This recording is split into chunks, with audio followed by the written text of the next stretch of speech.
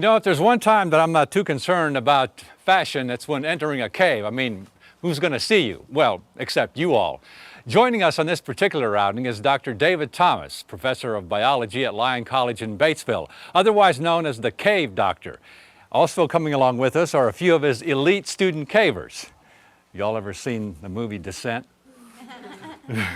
Good. Let's go.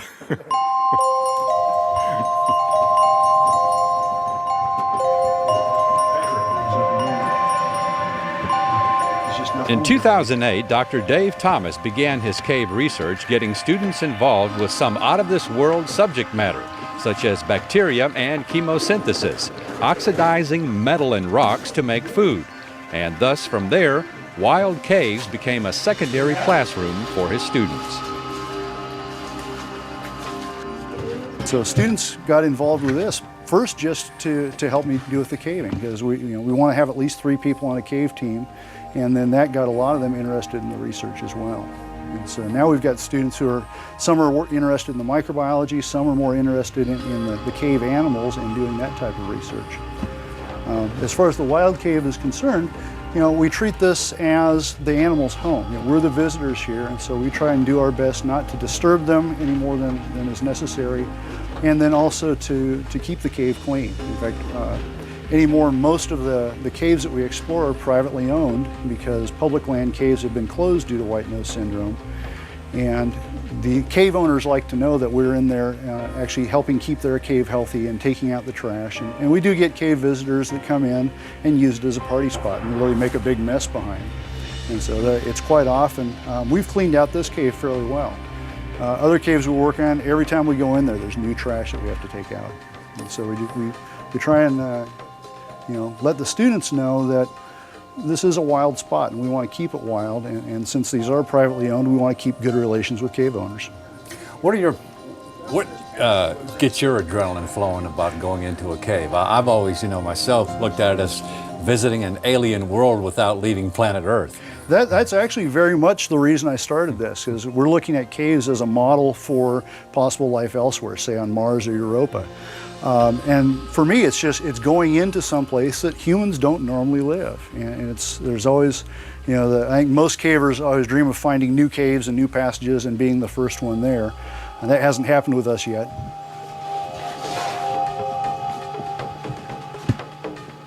Cave Point Cave near Mountain View is typical of an Ozarks cave that was once part of an ancient sea.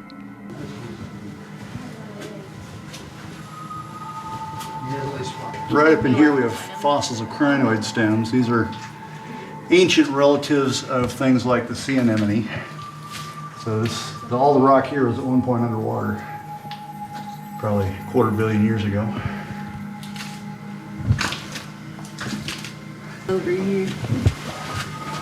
That stuff there. Yeah. Hugh Shell and Hale and Faye Bryant were some of the first modern explorers to really map out a lot of this cave, this cave and a lot of others. Back in 1962, this would have been just before the Cuban Missile Crisis, Hugh and the Bryants were contracted to look at over 200 caves and mines in the area to find out if any of them would be suitable as fallout shelters. Fortunately, we never had to do that. It would have been bad for the cave, and to have that incident happen would have been bad for everybody else. But what we got from that was a fairly good survey of a lot of caves in the area. Yeah, more crickets. Oh, they're all over. It didn't take long for us to come upon some common cave insects, such as cave spiders and cave crickets that don't chirp. I love these tight squeezes. Oh, it gets better.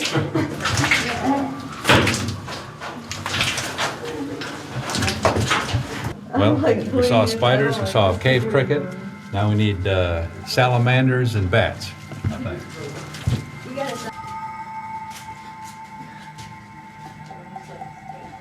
This is a tricolor bat. It's a very common cave bat in this area. They're very small. You can get a sense of scale here with my finger. They're just little flying fluff balls. And these are Perimyotis subflavans. They used to be called eastern pipistrels, and then the bat biologists found that they're a completely different genus. So right now they're the only member of that genus, but they're a very, very common bat. This is a cave salamander. Along with the dark-sided, these are the two most common species in the cave. There are some days we'll count as many as 15 of these in the passage. Just pre-gaming for Halloween, okay? That's right. We've got 6 bats, 3 dark-sided salamanders, and 2 cave salamanders. 7 bats now, okay. You guys gotta throw me off. 7 bats, 2 cave salamanders, and 3 dark-sided salamanders. And we'll probably find, we had about 15 bats last time we were in here, about 2 weeks ago. Sure, that's a Columbo. You guys are usually a lot bigger. Yeah. Shh, bats are sleeping.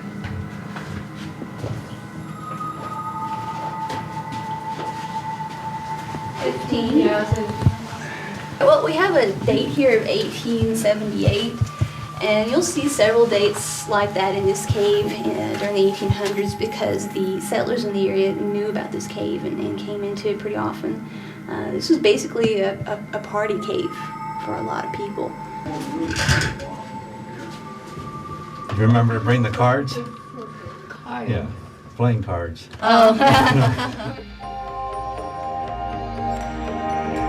On this rock formation, we named it the Cobra because of the NSS Cobra grotto. The cave is the Batesville region of Arkansas, and it's rather symbolic of our grotto. It's pretty neat. I love the beauty of caves, and also you do get a little bit of an adrenaline rush sometimes doing some of this stuff. And it's I've been caving since about 2007, and it is great to have a cave in my own backyard. You know, go in here whenever I want to. I just love the adventure of it.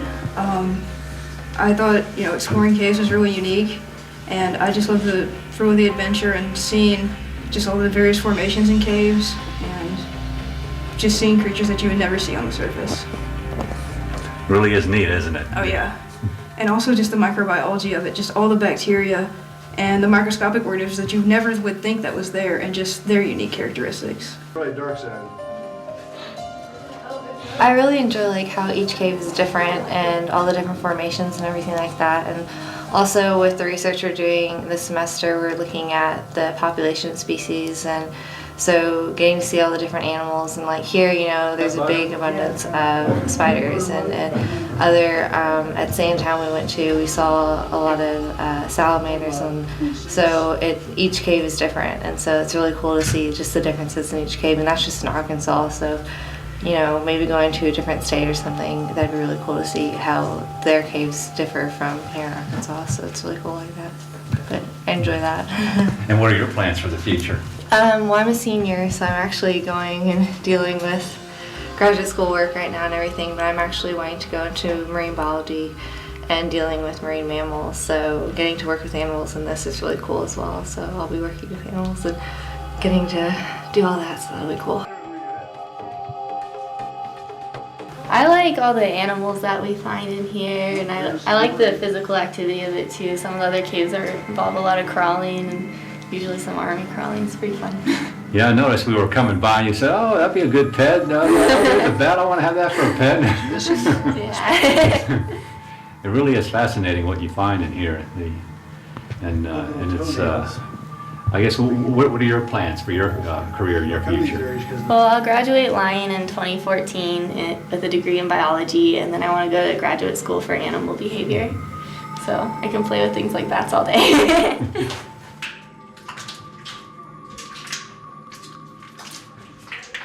After a while, we had to make a decision, end the trip now or continue on into the deepest part of the cave where the explorers of the 50s and 60s ventured in.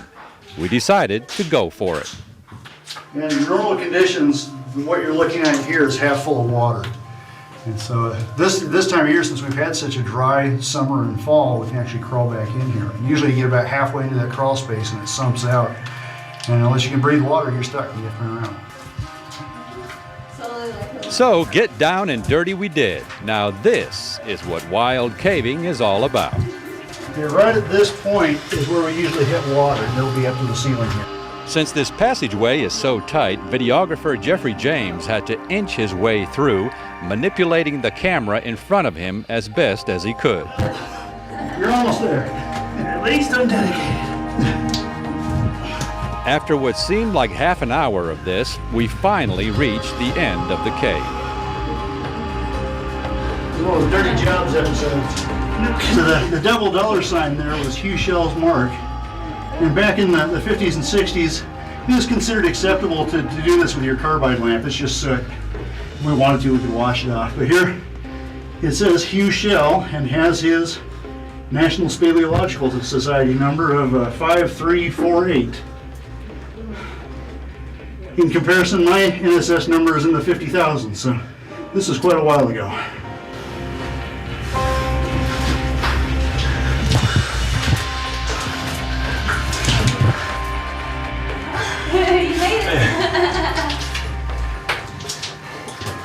Yeah, you haven't done any wild caving until you've done just that.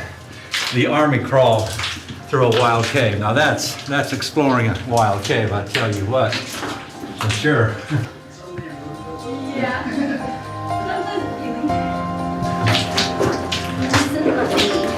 Nice and light. Hang on.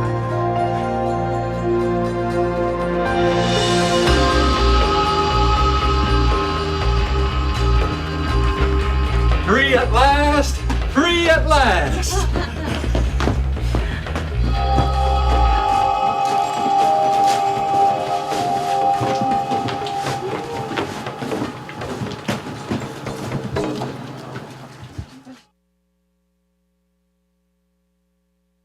A marsh is one of nature's richest biological communities, and it's also one of the rarest in the Ouachita Mountains.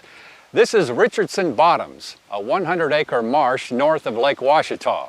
Definitely a unique find.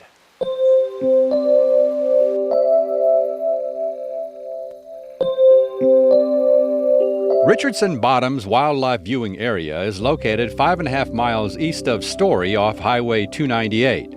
Look for the Richardson Bottoms sign, then turn onto the Forest Service Road, which, by the way, is quite rough in some areas, so attempting this in the family sedan would not be a good idea. A high-clearance vehicle would be much better. After 2.5 miles, you'll see another sign right before entering the marsh area.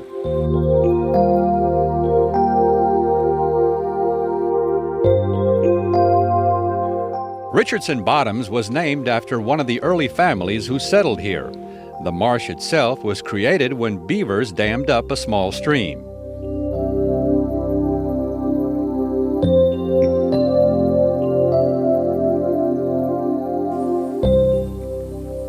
So I guess when the beavers dammed this area up, they had a better idea of what this place really needs to be, and here it is.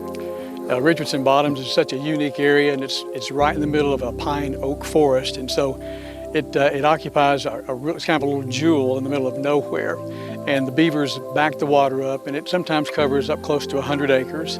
It's just a couple of feet deep, but it provides a very unique habitat for a different group of animals in the middle of the Ouachita National Forest.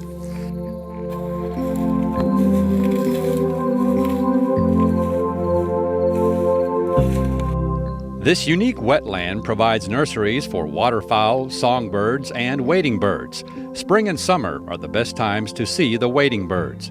This is also the perfect habitat for water-dependent species such as turtles, frogs, salamanders, and an abundance of insects. Other commonly seen wildlife includes deer, beavers of course, and ducks.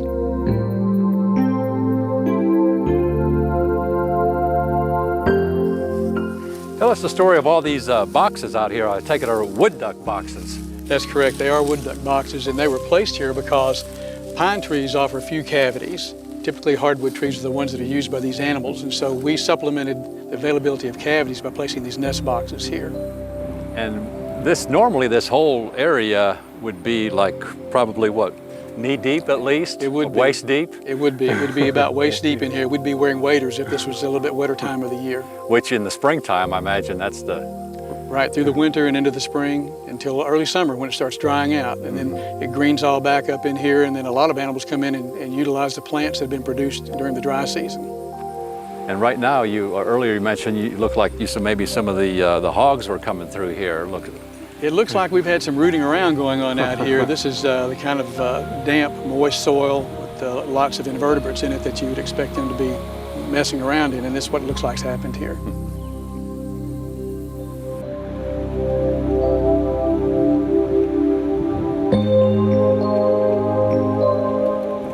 Making your way up a trail to an elevated area overlooking the marsh will give you an excellent vantage point for taking some great pictures of the entire area.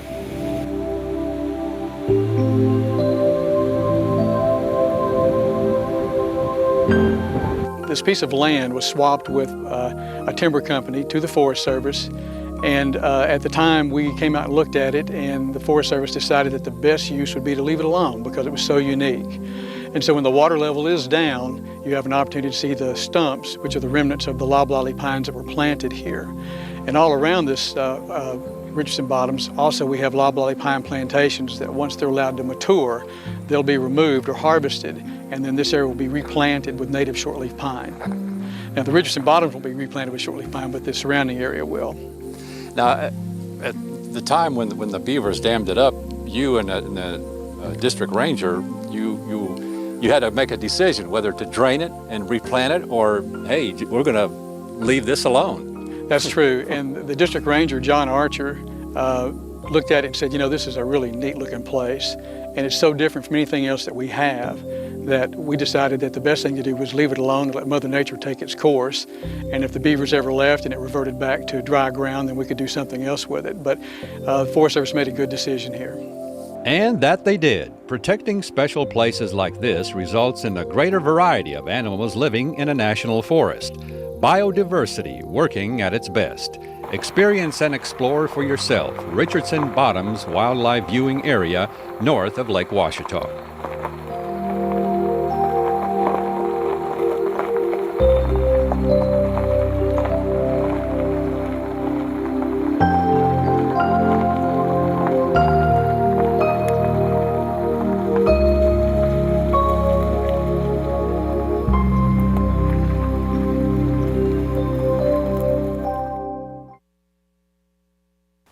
Many of you have no doubt come to Eureka Springs for either the unique shopping, the dining, the Victorian homes, or the ghost tours.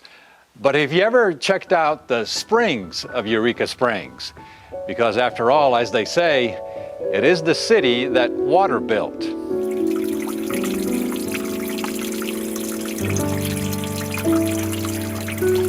First used by Native Americans for centuries, the springs of Eureka Springs during the late 1800s witnessed basically the same kind of rush by tourists as the gold rush did. Folks from all over came to take of the waters, and on the 4th of July in 1879, Eureka Springs, the town, was founded. Eureka meaning I found it. See why. Anybody else those kids that end up in Tennessee? This is hard to... You know, obviously back in the 1800s, you know, medical science had not improved that much. And people had ills and ailments and all kinds of problems. And you know, the life expectancy of people back in the 1800s wasn't very long. So the word got around the country that there was a place in Arkansas that had magical waters, and it was called Eureka Springs.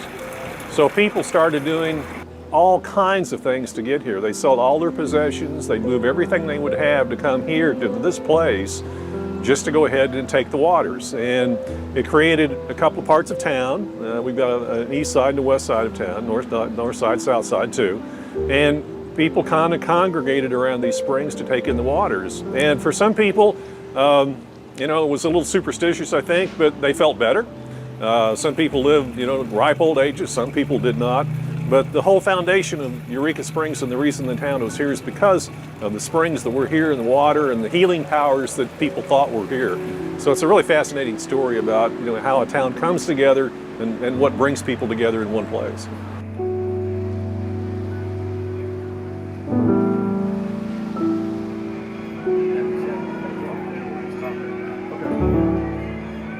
The rush to Eureka to its healing springs lasted into the early 1900s, but by the 1920s, Eureka Springs almost became a ghost town.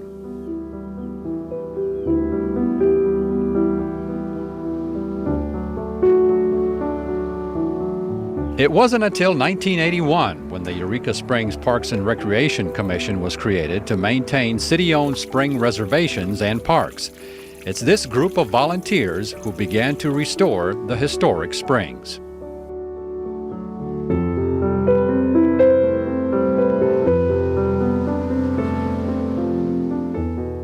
In the early days, people had come and they just walked from spring to spring and got water in little tin cups and drank from the springs. They'd bathe at some of the springs and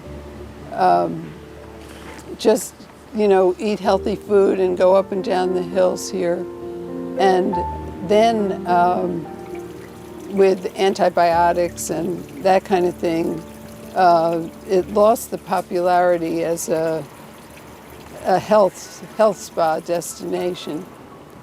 And but still, people came because it's just such a beautiful place, and people were attracted by the springs, even if they didn't necessarily have healing properties. Although I think many people still felt like they did.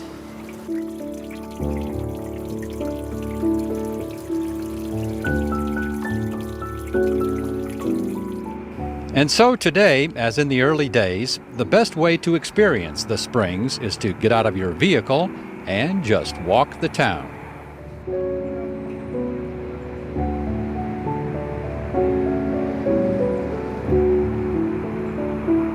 There are at least a dozen springs that are worthwhile to spend some time at.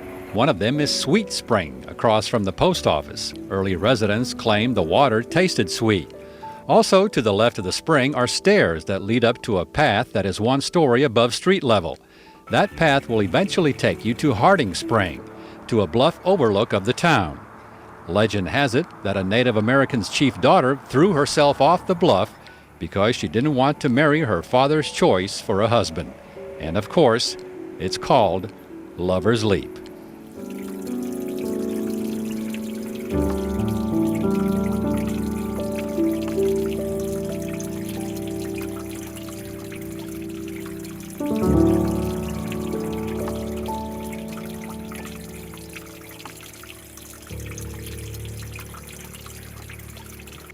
So check out the springs of Eureka Springs for yourself. And for more on this destination, plus many of our others, or to order a copy of an episode, visit our website, aetn.org/exploring-Arkansas.